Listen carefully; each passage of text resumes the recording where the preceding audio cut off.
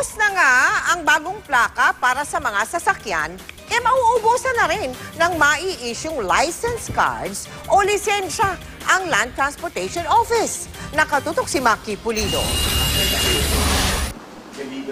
Ni isang piraso ng bagong plaka wala nang natira sa bodega ng Land Transportation Office.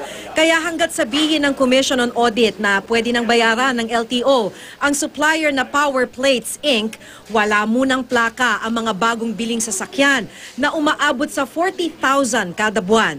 Dagdag pa dyan ang 100,000 backlog o mga sasakyang hindi pa nabibigyan ng bagong plaka. The situation is really bad.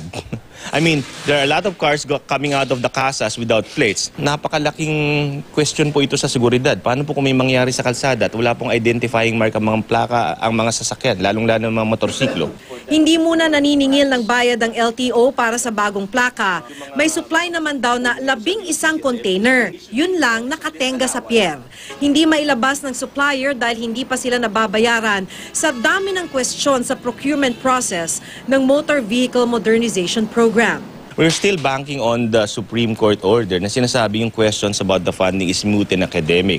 Kung ubos na ang plaka, paubos na sa Marso ang mga plastic license cards. Hindi pa rin napupunan ang 600,000 na backlog sa plastic cards.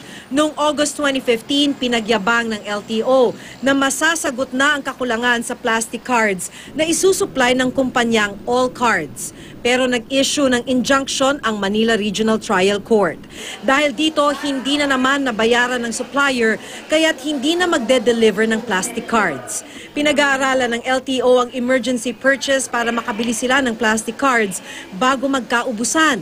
Kung hindi ito magawa ng paraan, sasablay ang LTO sa simpleng mandato nito kung bakit siya binuo, mag-issue ng plaka at lisensya.